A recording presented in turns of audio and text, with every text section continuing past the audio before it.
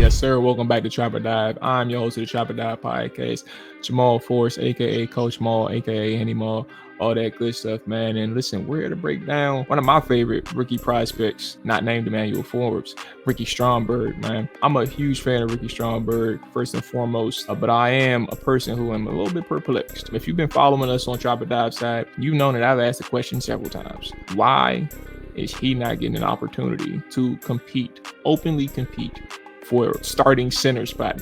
He is a rookie, right? But that is very baffling for me. I don't know why he isn't getting that opportunity, but that's neither here or there. This is a Trapper Dive film session breaking down what Ricky Stromberg can bring to the Washington Commanders. I'm very excited for his future. But without further ado, before we get started, make sure you hit that like button, make sure that subscribe button. Make sure you get some comments and your thoughts as we go throughout this film session on Ricky Stromberg. Let's go and get right into it, man. Typing into Ricky Stromberg right now.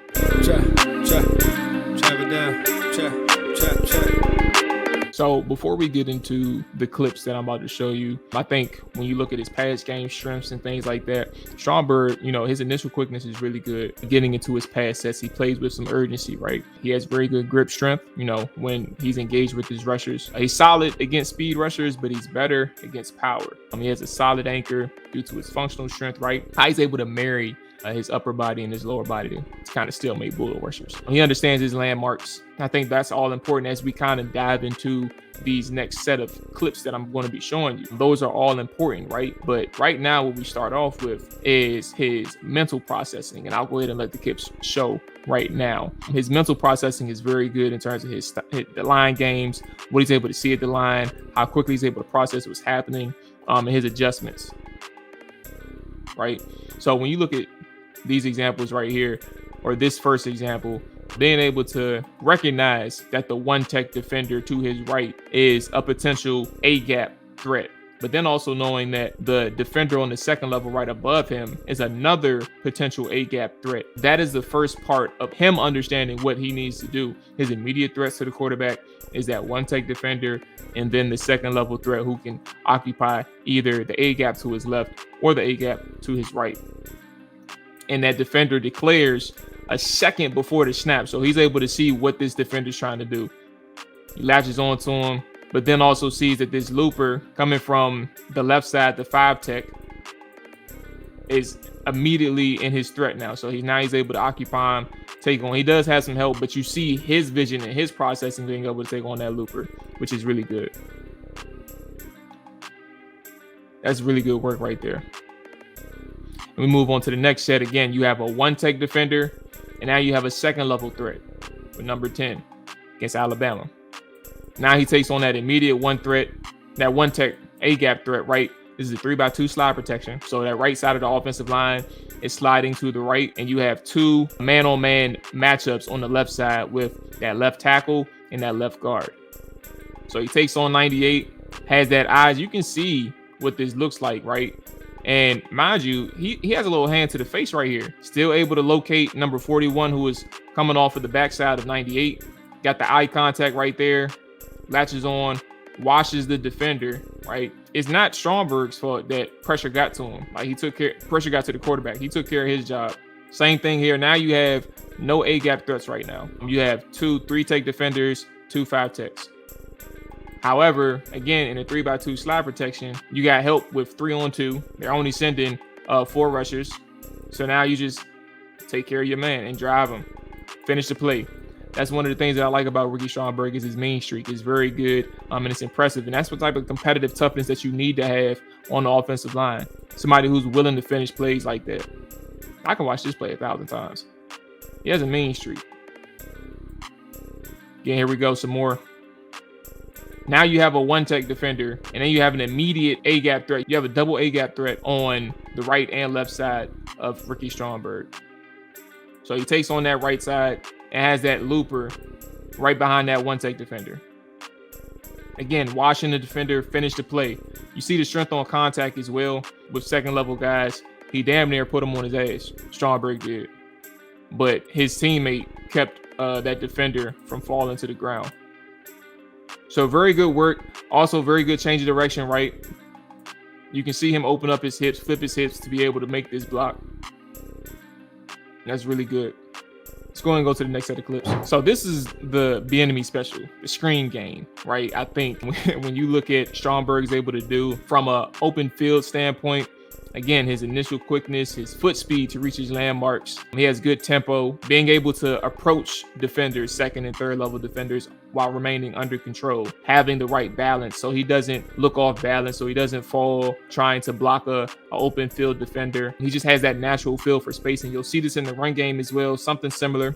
He has just a natural feel for space, and his athletic ability processing allows him to be effective on those second and third levels of the defense. But let's go ahead and hit that play button and actually show you all what I'm talking about here.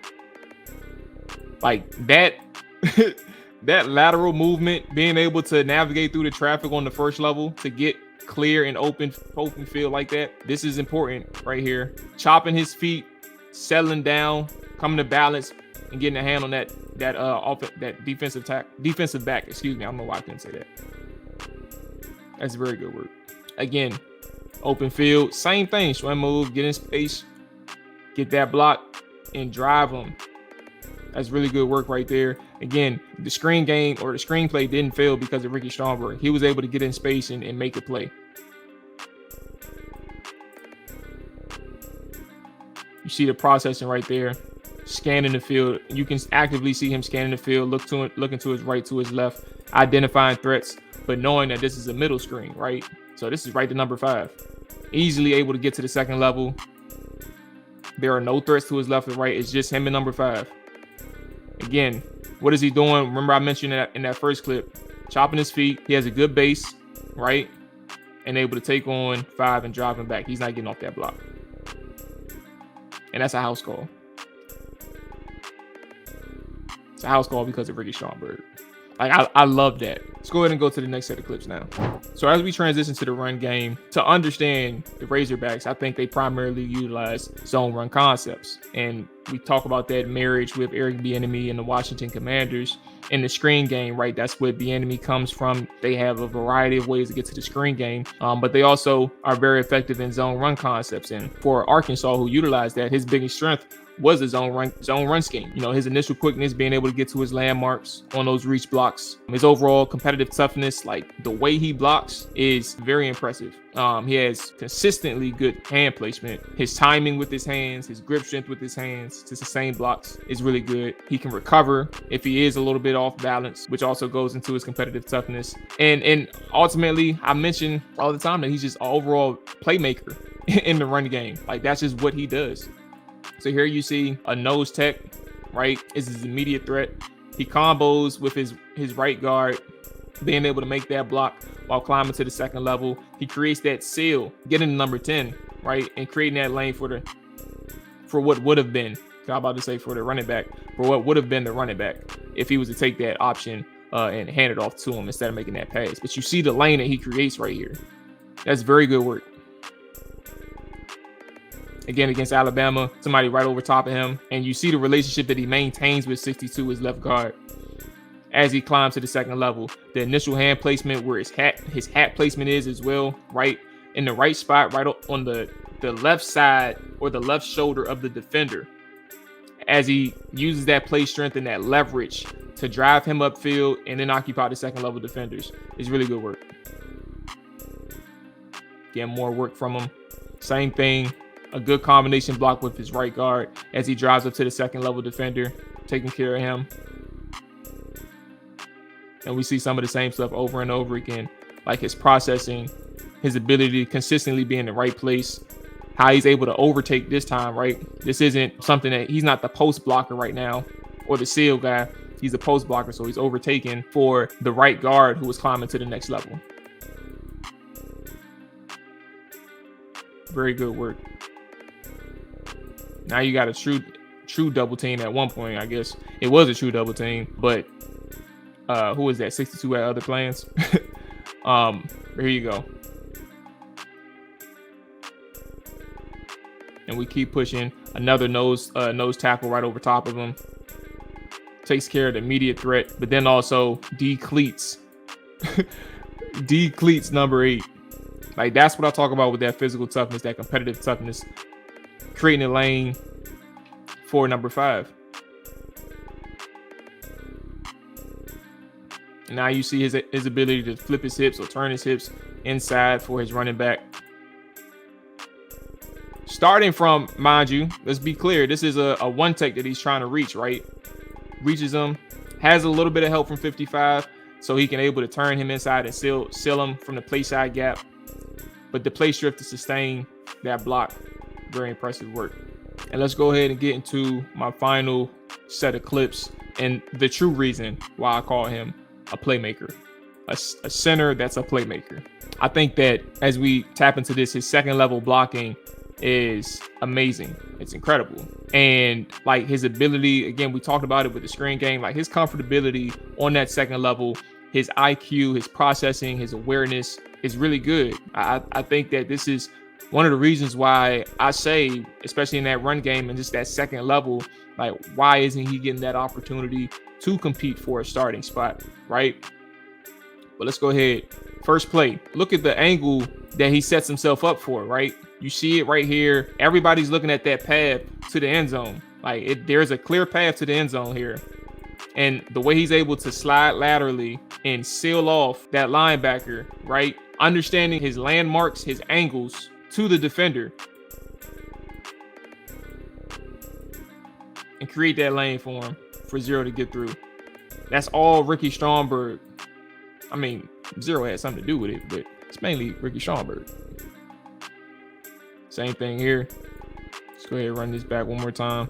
Independent hand usage is really important for offensive linemen. How much more work can you do and how effective can you be with one hand doing one thing, the other hand doing another thing, and making sure that the job still gets done. Again, you see him helping his left guard overtake 99 as he climbs to the next level and latches on to 32.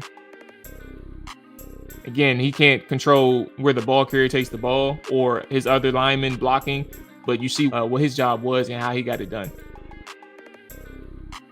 Sealing, very good work. Takes 40, turns his hip, flips him inside, and he's able to move on or create a lane, an opportunity for his running back. And this is one of the mentions where I talk about sometimes he can be off balance, right? He's not in control right here. Like 91 has some strength to him, packed a punch initially, got him down, but he's able to get back up, recover quickly to overtake 10 and get you a nice little 8-yard gain. And here you go. You see it again. That seal, that lateral movement, understanding that like this is forward thinking, mind you. I want you all to understand, like he knows that they may not make it to the second level, but I'm going to make sure that I'm in position, regardless of what's happening with my back turned towards the football, to give him a lane in case he does break through. So you see there is nobody there outside of number 3 if he was able to get through that first level. Like that's a big play waiting to happen. And you see more. We showed that earlier, but some of these same clips kind of run together. That's a really good one as well. There you go.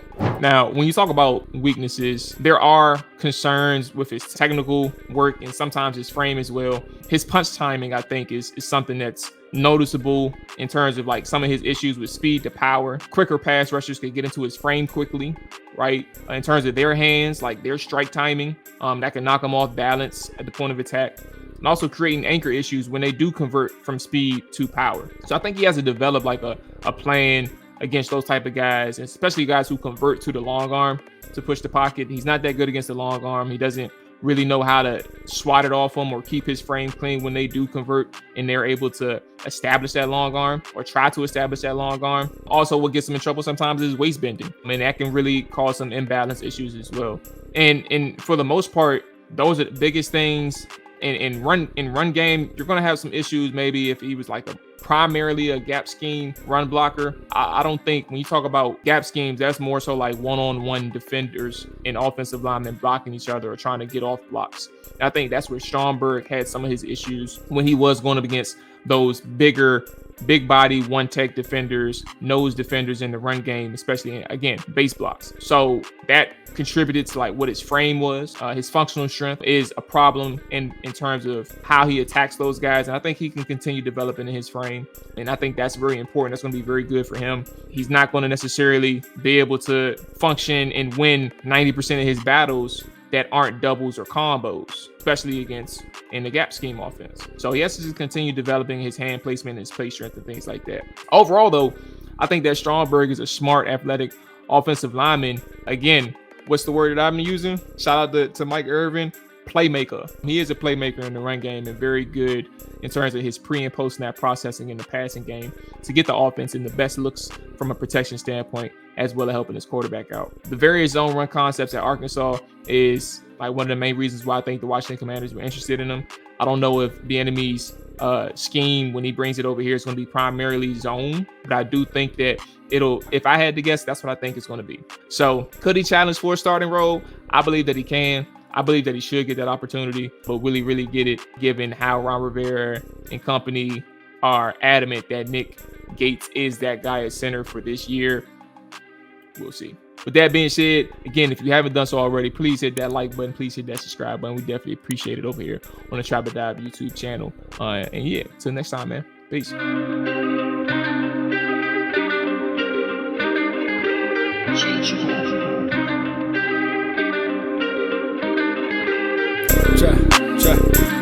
it down. Trap it down.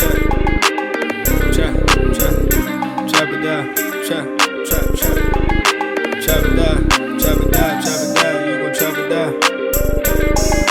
Trap it down, you gon' trap it down. Damn, set, watch him throw the ball, we gon' pick it off. You gon' let him hit the hole or you gon' cut it off. You gon' play through fourth and long or you gon' punt it off. Your defenders heavy hitters, put your pads in. Don't be looking for the ref to throw no flags in. Keep the helmet on, keep the cleats tight. You the type to want to win by any means, right? You should look alive. This is Trap or Dive.